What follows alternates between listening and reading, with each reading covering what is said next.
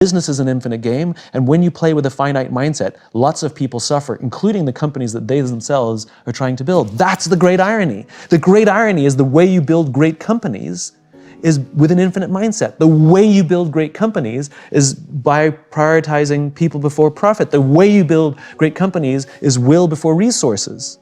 Both things important, but there has to be this general leaning where we can feel, when we come to work and feel like we're part of something bigger than ourselves, where we feel that our work and our effort is worth more than simply the money we make. We know that. And so for me, I got tired of being told I was naive. I got tired of being told that I don't understand how business works. And it turns out that me and the majority of people actually understand more. We may not understand the mechanics, but we understand that what's happening isn't right. It doesn't feel right. There's massive pressure put on people, especially young people, to what's your vision? Well, we're not all Steve Jobs and Bill Gates. We're not all visionaries. We don't have to have a vision, but we do have to find a vision. That we can find someone else's vision, and we are so compelled by it that we want to make it our own. That's what it means to go work for a company with a visionary leader, that we believe in that vision so clearly that we take their vision and we make it our own. And we will happily contribute our work, our effort, in order to advance what is now my vision. Right? Martin Luther King had a vision. He stood on the steps of the Lincoln Memorial and told us his vision, but his vision became our vision. So I may not have come up with that vision, but I found it, and I'd like to devote time and energy to help advance it, even beyond him. We have to give our people a just cause. We have to have trusting teams. We have to create environments inside our organizations in which people feel psychologically safe enough to raise their hands and say, I made a mistake or I need help. The absence of trusting teams means we have groups of people lying, hiding, and faking. And that comes from good old-fashioned leadership. Leadership is not about being in charge. It's about taking care of those in our charge. And the very responsibility of a leader is not to drive performance. Leaders are not responsible for the results. Leaders are responsible for the people who are responsible for the results. And the problem is we don't teach people how to lead, right? When you're very, very junior, we give people tons of training how to do their jobs. Some people get advanced degrees how to do their jobs so that they'll be good at them. And if you're really good at your job, we'll promote you. And eventually you get promoted to a position where you're now responsible for the people who do the job you used to do, and we don't teach you how to do that. So how can we expect people to be good at their jobs if we don't train them how to do it? Like, would you go see a doctor that didn't go to medical school? No. So why would we work for a leader who has no training in being a leader? That's why we get managers. That's why we get micromanagers. That's why we get toxicity. It's not because they're bad people, it's because they don't know what they're doing. And they're making it up as they go along. And those lucky times that we get to work for a great leader, well, they were lucky that they probably had a great leader before them, or they learned it somewhere else, or maybe they had a terrible leader and they committed to do the total opposite of everything. The point is, they learned it. Well, we have to teach leadership so that leaders can create environments in which all of us can work to our natural best. That produces trusting teams. But the responsibility of any leader is to prepare their organization for an existential flex should it need to happen. So what is an existential flex? So the best case is really Steve Jobs and his just cause. Jobs and Wozniak had a very clear just cause, which is to empower individuals to stand up to Big Brother. Right? They're revolutionaries at heart. And they saw the personal computer as a brilliant tool to help them advance that, to empower individuals to stand up to Big Brother. And Steve Wozniak imagined a time in which an individual could compete in business against a corporation thanks to a personal computer. Prescient, right? Apple's already had success from the Apple I, the Apple II. It's already a big company. Steve Jobs is already a famous CEO. And in December of 1979, Jobs and a bunch of his senior executives go and visit Xerox PARC, which was Xerox's R&D division. And Xerox shows them a new invention of theirs called the graphic user interface that allows a user to click a mouse on a desktop to move icons and folders to use the computer instead of having to learn an entire computer language. Now, Jobs, who believes in empowering individuals, sees this technology and says to his team, we have to invest in this graphic user interface thing. And the voice of reason, I guess, in the team says, Steve, we can't. We can't do it. We've already invested millions of dollars and countless man hours in a different strategic direction. If we suddenly change directions, we're going to blow up our own company. To which Jobs actually said, better we should blow it up than someone else. So talk to me about why revenue is a mistake, because as a business leader, when you walk in, that actually seems like an agreed upon metric, certainly if you're playing to Wall Street, understanding your price per share, like what that means, the value that you're adding to shareholders. Like, I think most people at that level of business would say, what do you mean? We all know what the scoreboard is. There's nothing wrong with revenues. There are two currencies in the infinite game, will and resources. Resources is money. You need money to stay in the game, but you need the will of the people as well. And the problem is that when we organize to win, that means the score is more important than the inspiration and motivation that people have to give their blood, sweat, and tears. And when we prioritize resources before will, that's a problem. I've never met a CEO that doesn't believe their people are important. The problem is where on the priority list. You know, been to any number of presentations where they put their priorities on the wall, you know, number 1, growth, number 2, shareholder value, number 3, our customer, number 4, our employees. There it is. See, I do care about our people.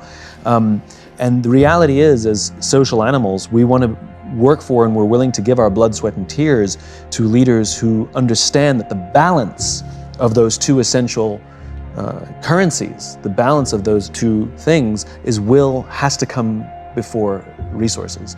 And that doesn't mean 90-10. When I talk about putting people before profit, you know, people freak out, which is ridiculous. You need fuel for the car to go. Money is fuel for the organization, of course. Even if there's a leaning, it's 51-49, there has to be a slight leaning towards people, because there will always be decisions that a company has to make in which those two cannot both be supplied and one will have to be sacrificed. The question is, which will you always prioritize?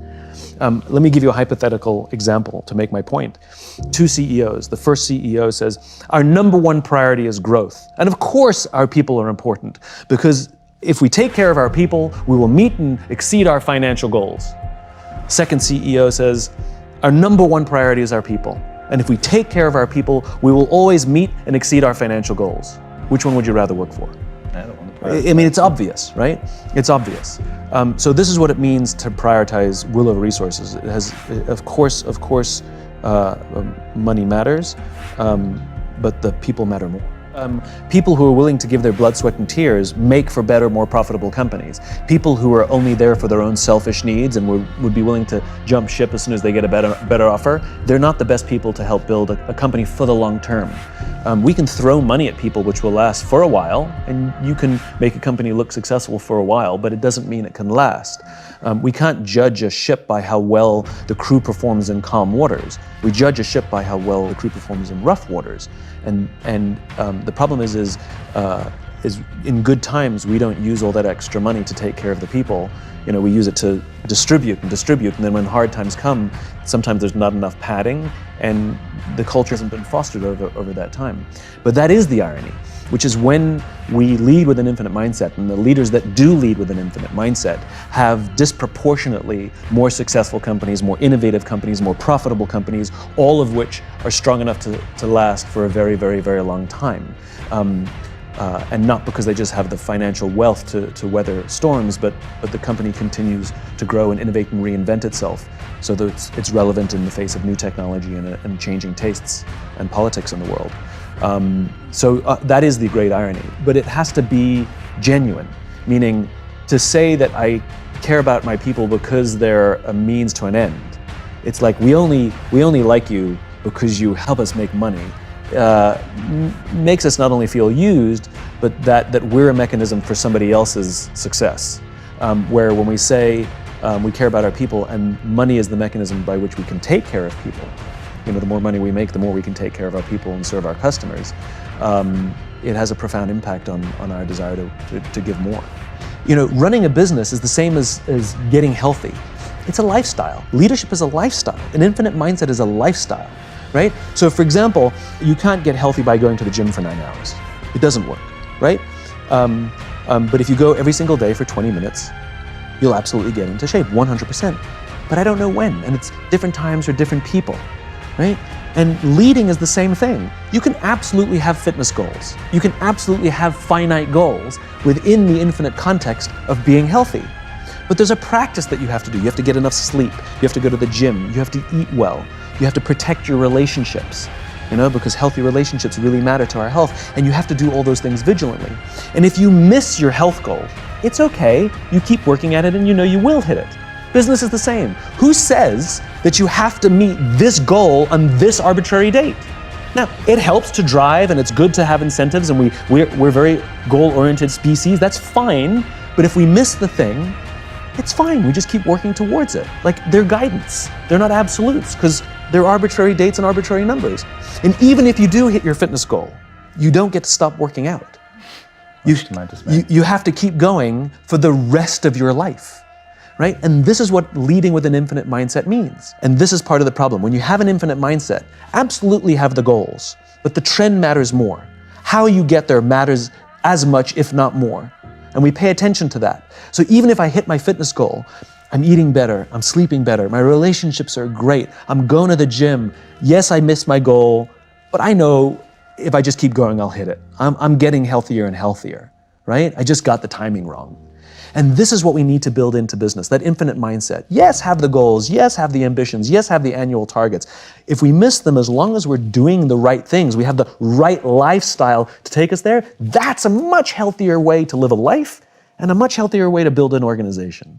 So you're asking me the question, what does it mean to be healthy? You're asking me the question, what does it mean to be a great parent?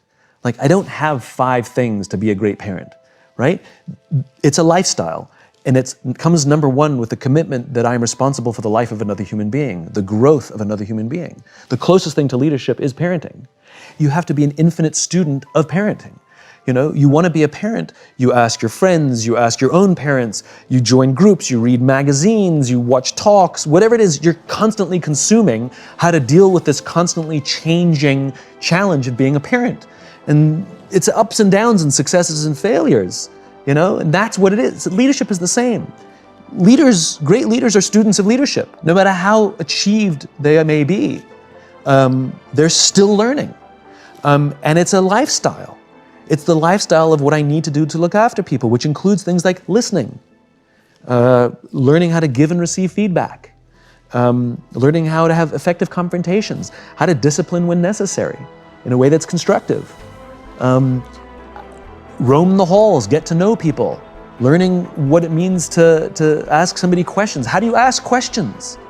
Like, some people are naturally good at being curious about other human beings, and some people are uncomfortable because they're introverts or whatever, socially awkward. But we can learn, How do you learn to remember people's names? Oh, I'm bad at names. No, you've just decided you're bad at names. We can learn to be good at names so that when we walk down the hall and say, "Hey, Tom," oh my God, he remembers my name. It's a nice feeling. It's a lifestyle. It's a lifestyle. There are many, many things we have to do and constantly work on to be a great leader, to create that environment.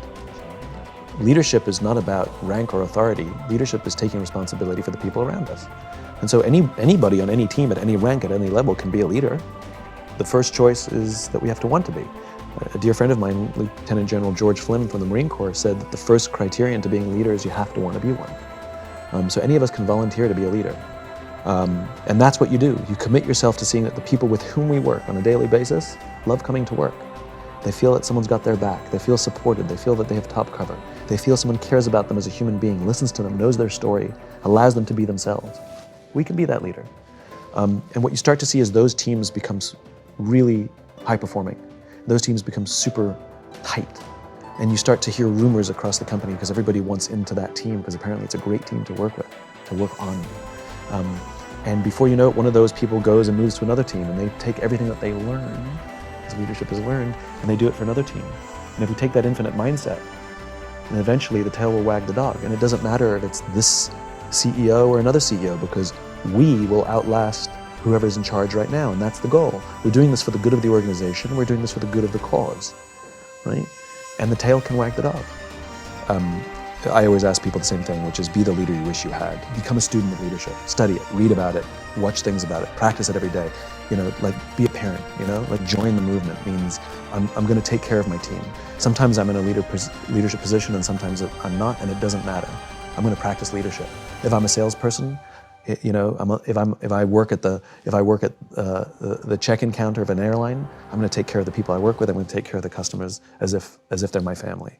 Like practice leadership, learn about it, study it, because I do these things because I recognize I'm just a piece of a jigsaw puzzle. It's one of the reasons I wanted to come talk to you on camera. It's because when we do a jigsaw puzzle, the first thing you do is lean the picture, the box against the wall, and then you start putting the pieces together to build that picture. My job in this movement, I'm the guy who points at the box.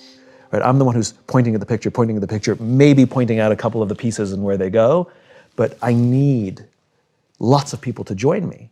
We need lots of people to join us, who say, I have a piece of the puzzle. I'm willing to lead this way. I'm willing to abandon Milton Friedman ideals and do something bigger, something more. Live with an infinite mindset, lead with an infinite mindset, and put their piece down and say, how can I help build that vision? We need the army. And so how people can engage in the movement is actually practicing all the stuff. And if we commit ourselves to a just cause and we're willing to do those things, then the great thing is we take a lot of people with us and change the world for the better. And isn't that sort of the point of an infinite life? To leave this world in better shape than we found it, to leave the companies that we work for in better shape than when we started, to leave our families stronger and better capable than they can do without us. Isn't that what it means to live an infinite life? That we can literally live on beyond our own lives.